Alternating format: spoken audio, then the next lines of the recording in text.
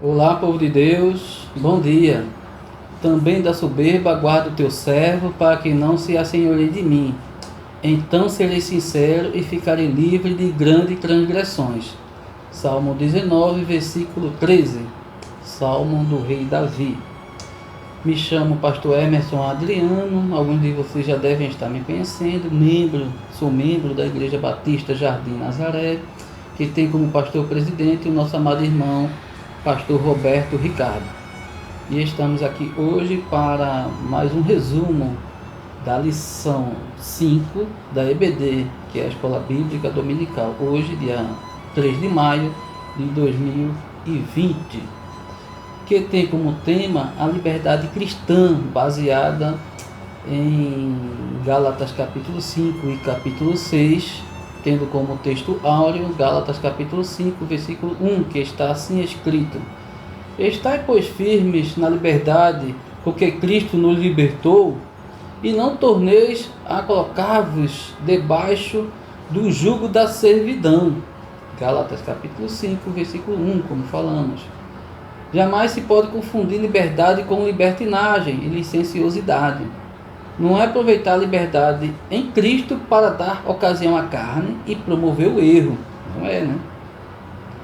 Não é fazer da graça motivo de crescer a possibilidade e vontade de pecar, mas liberdade para honrar e promover e ensinar o reino de Deus. Liberdade em Cristo é autoprivilégio e não menos responsabilidades. Ser livre faz crescer mais ainda a responsabilidade diante de nós mesmos, diante dos homens e diante de Deus. E Jesus fazia assim, crescia diante de Deus e diante dos homens, conforme Lucas capítulo 2, versículo 52, que é o último versículo do capítulo ali de Lucas. Tá certo, meus amados irmãos? Aqui, meus amados, deparamos com a liberdade cristã, requer uma vida de obediência à verdade. Correis bem, quem vos impediu para que não obedeçais à verdade? Os Gálatas, mais uma vez, são advertidos pelo apóstolo Paulo. Tinham iniciado tão bem a corrida na fé, mas agora estavam sendo impedidos por ensinamentos defeituosos a parar na corrida antes iniciada bem. Esta metáfora tem tudo a ver com nossa vida espiritual. Jamais será um verdadeiro atleta se houver negligência na preparação, disciplina e foco. O corredor tem uma meta. Precisa seguir as normas tanto do treinamento como da competição. Pode ter a maior velocidade possível, mas se burlar as normas, jamais será um campeão. Os crentes da galáxia estavam indo tão bem, mas deixaram que os obstáculos surgidos os impedissem de obedecer à verdade. Nada deve impedir alguém de obedecer à verdade do Evangelho. Obedecer é expressão de fé e compromisso. Perceberam, meus irmãos? Liberdade cristã requer uma vida de obediência à verdade. Seguindo, também vemos a liberdade cristã implica produzir vida frutífera, como a vida de Jesus. Mas o fruto do Espírito é amor, gozo, que é alegria, paz, longanimidade, benignidade, bondade, fé, mansidão e temperança. Gálatas capítulo 5, versículo 22. Liberdade para o bem, para produzir coisas boas. O reino de Deus é o reino do bem. Por isso o crente precisa produzir o bom fruto. Não basta dizer que é uma árvore, uma plantação do Senhor. É preciso frutificar. O fruto é a expressão máxima da fruteira. Paulo fala do fruto do Espírito Santo em nossa vida. Não é o fruto que imaginamos, planejamos e queremos. É o fruto do Espírito, produzido em nós pelo Espírito. A liberdade ensinada por Paulo era para o bem. Era uma liberdade para nos assemelhar a Jesus. Esse fruto é contrastado com as obras da carne. Se depender do homem apenas, sempre haverá obras, mas se depender do Espírito, o que ocorrerá será fruto. Estão percebendo, meus irmãos? Até para fazer a obra de Deus, precisamos de Deus. E se fizermos com o nosso próprio raciocínio, nossa própria sabedoria ou conhecimento, seja como for, não vai obter fruto. Apenas vai haver obras, apenas vai haver serviço.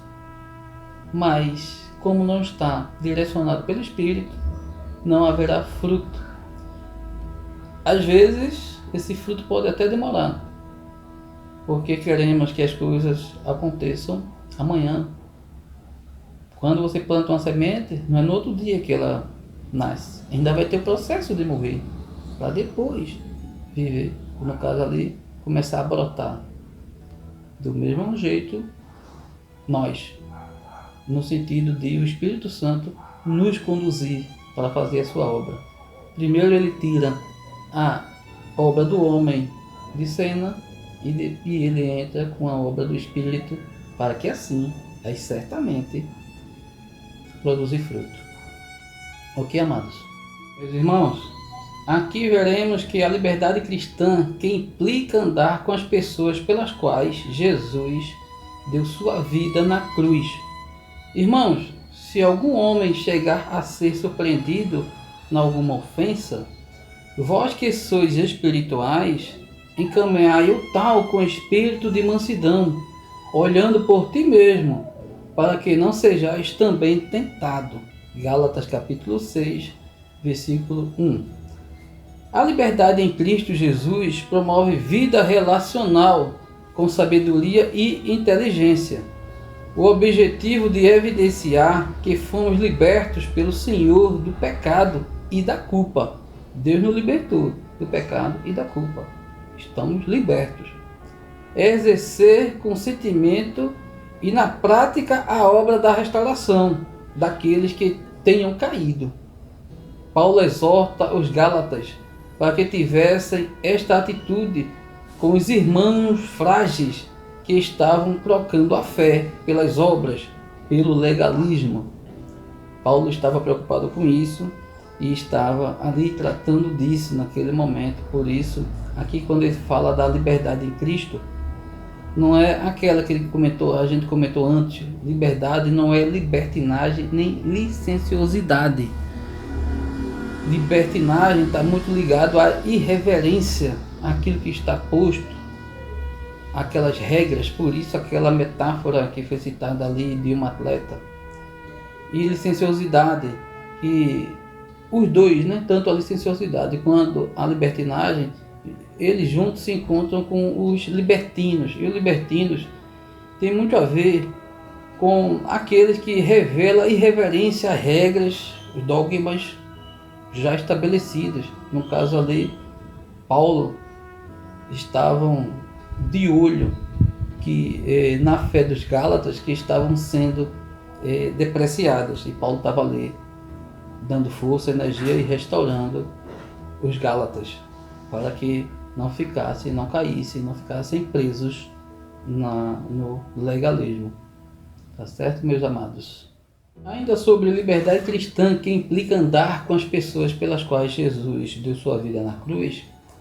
Se alguém for encontrado debilitado, esse alguém precisaria de suporte, de ajuda, jamais ser confrontado, mas a mansidão deve fazer parte da nossa atitude de encaminhamento dessa pessoa para que haja vida e transformação. Isso me faz lembrar que Jesus não confrontava de modo que viesse a chocar todos aqueles que precisavam ser restaurados.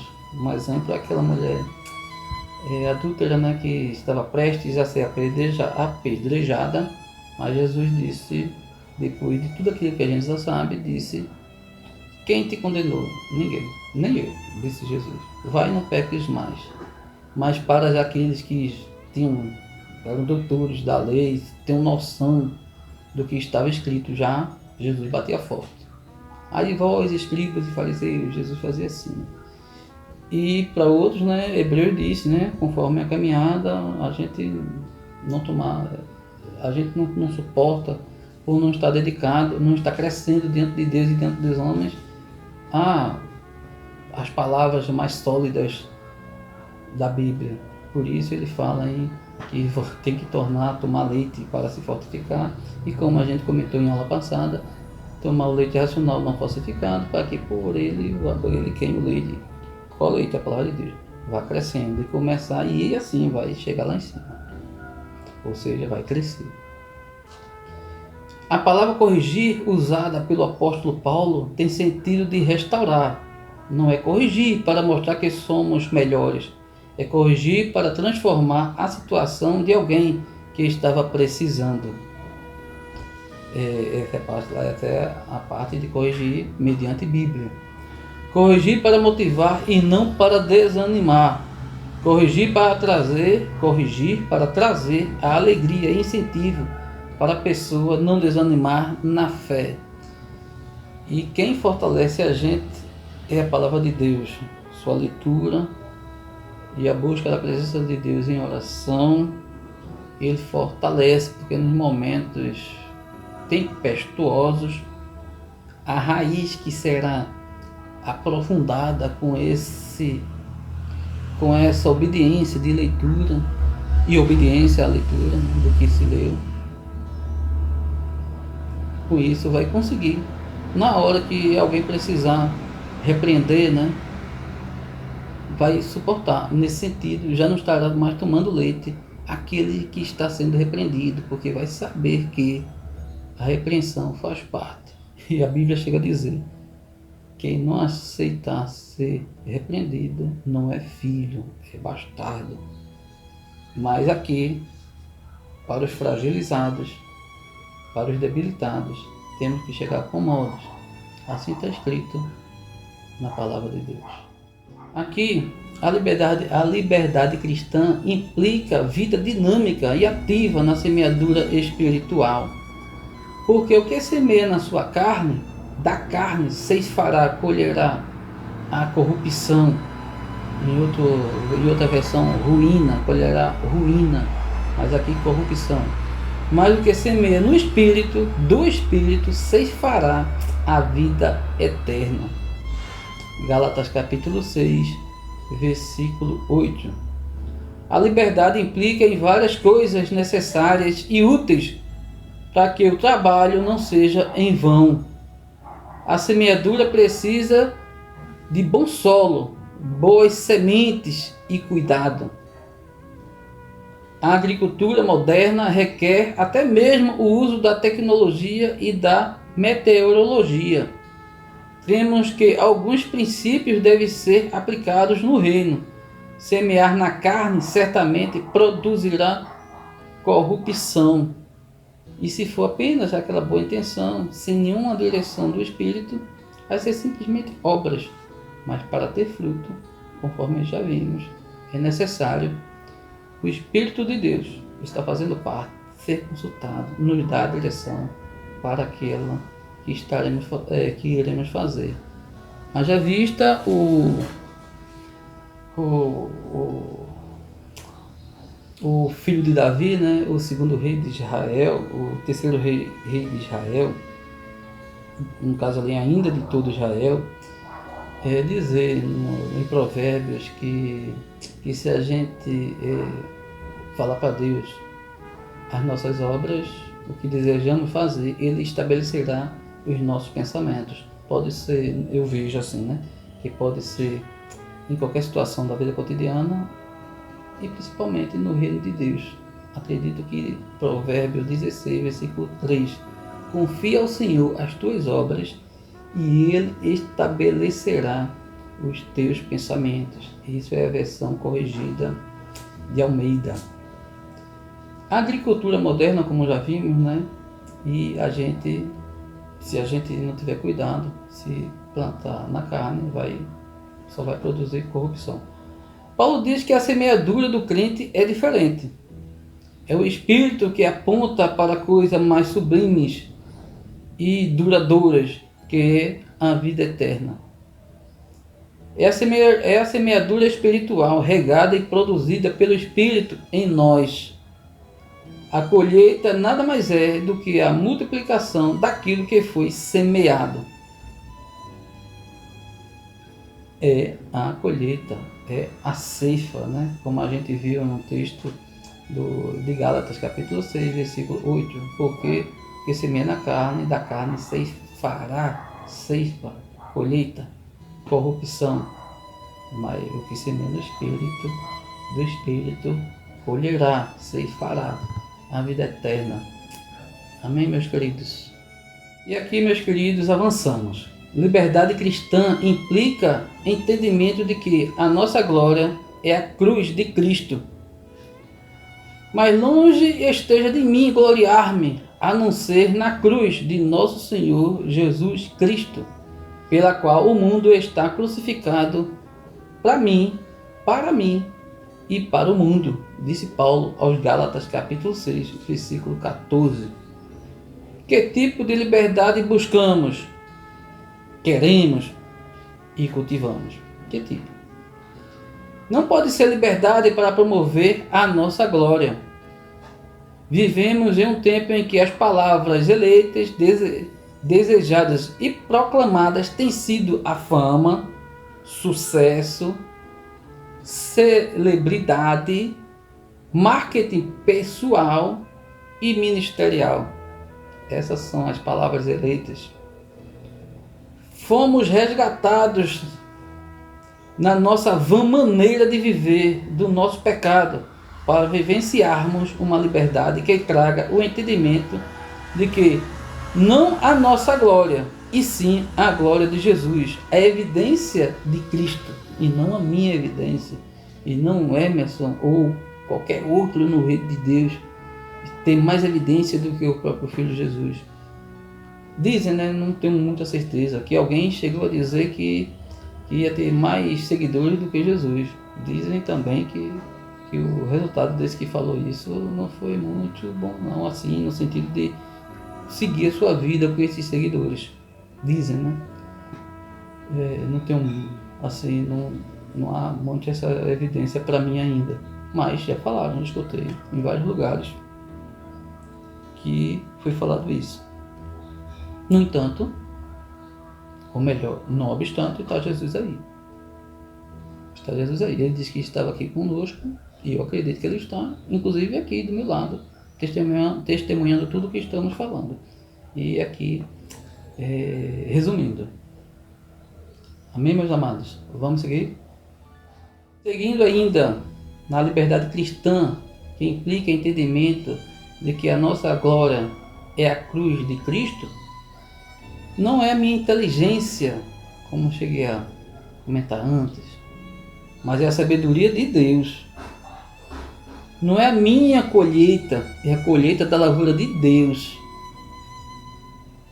Eu tenho isso para mim. Anuncio o reino do Senhor. Primeiro, que o povo venha para o reino de Deus, e depois, com a benevolência de Deus, alguns levar para onde congregam. Nessa parte, eu creio assim e ajo assim. Se estiver próximo, eu indico a Igreja Batista Jardim Nazaré. Mas o primeiro passo para mim, na minha mente ou na minha inteligência, que não é muito confiável nesse sentido, porque a inteligência, como estamos vendo aqui, é a sabedoria de Deus que vale. Mas que primeiro o povo, os que se renderem a Jesus, vá para o reino de Deus aqui na terra, e Deus distribua onde eles irão louvar a Deus. É assim que eu creio e faço. Ninguém quer buscar a glória na cruz. Cruz é símbolo de humilhação, vergonha e dor. A morte de Cristo na cruz e todo o seu significado e importância deve ser motivo de gloriar-nos. O que implica e significa que a glória não é nossa, nem mesmo em nós. Não é nossa e nem em nós. mas em Jesus e sua obra salvadora. A glória de Deus é de Deus. Vamos seguir, meus amados? Chegamos à conclusão da lição de hoje. Liberdade é um bem precioso e inegociável. Como viver esta liberdade cristã? 1. Aprenda a dizer não para as coisas que contrariam sua liberdade em Cristo Jesus. Pronto, já pegamos um passo de como viver essa liberdade cristã. 2. Aprenda e desenvolva atitudes que promovam o reino de Deus com fé e honradez. Já aprendemos 2 passos. Aprender e desenvolver atitudes que promovam o reino de Deus e que com fé e honrando a Deus. 3. Não negocie jamais sua liberdade em Cristo Jesus por uma liberdade que seja enganosa, perniciosa e escravizante. Não negocie a sua liberdade em Cristo Jesus, que é mediante a fé. Esse foi um novo passo que a gente viu, o 3º passo. Agora o 4. Permita que o Espírito Santo reproduza em sua vida a vida de Jesus, na semeadura espiritual e na frutificação do bom fruto. Permita.